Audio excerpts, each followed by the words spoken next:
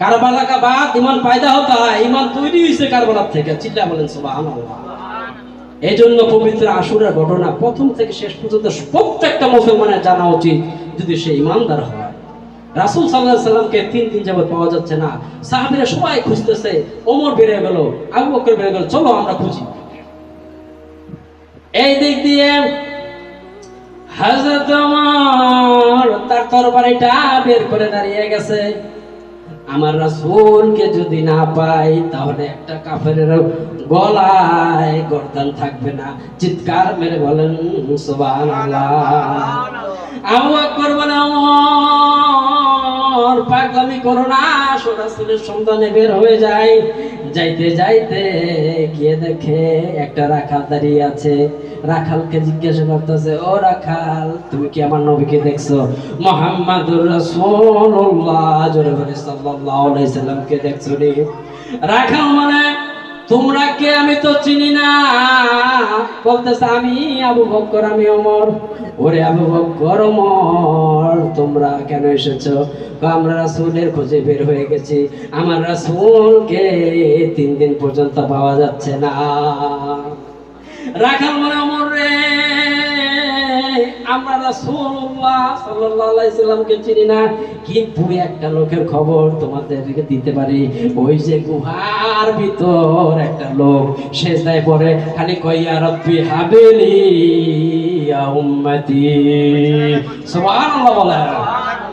আরে আবু বকর, ওমর, নবী পাক সাল্লাল্লাহু আলাইহি সাল্লামকে তো চিনি না, কিন্তু একটা খবর দিতে পারি তোমাদেরকে, কি যে ওই গুহার ভেতর একটা লোক সেজদায় পড়ে উম্মতি উম্মতি বলে কাঁদতেছে। চিৎকার মেরে বলেন সুবহানাল্লাহ। আমি একটু পিছনে যাই। মা আমেনার পেটে যখন আমার নবী ছিল, তখন আমার নবী মা আমেনার পেটে গর্ভের ভিতরে। মা আমেনা বলে, আমার তন্দ্রার ভাব হলো, ঘুমের ভাব হলো, আমি একটু ঘুমিয়ে গেলাম।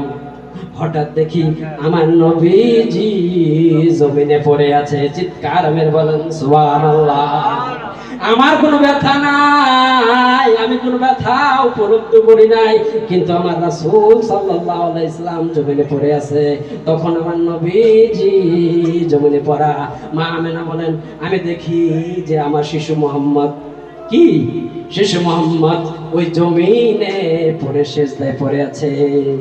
এখন মাত্র সবে জন্ম নিল। মা আমেনা বলেন, আমার সন্তান সেজদায় পড়ে আছে। হাউ পসিবল, কিভাবে সম্ভব? এটা কিভাবে সম্ভব? আমার সন্তান এখন মাত্র ভূপৃষ্ঠ হলো, দুনিয়া জমিনে আসলো, এখন সেজদায় পড়ে আছে কেন? দেখি তো কি বলে। মা আমেনা তখন আমার নবীর মুখের কাছে কানটা লাগাইয়া দিলেন।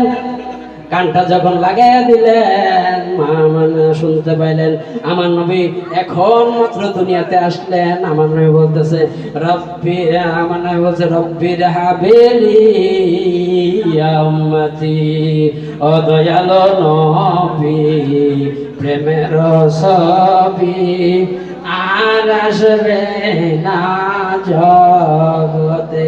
বলেন, দয়ালো নবী, প্রেমের ছবি আর আসবে না জগতে।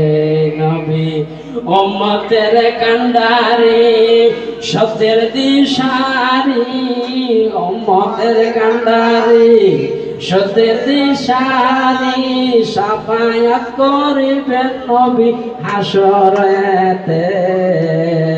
দয়ালো নবী, প্রেমের ছবি আর আসবে না জগতে।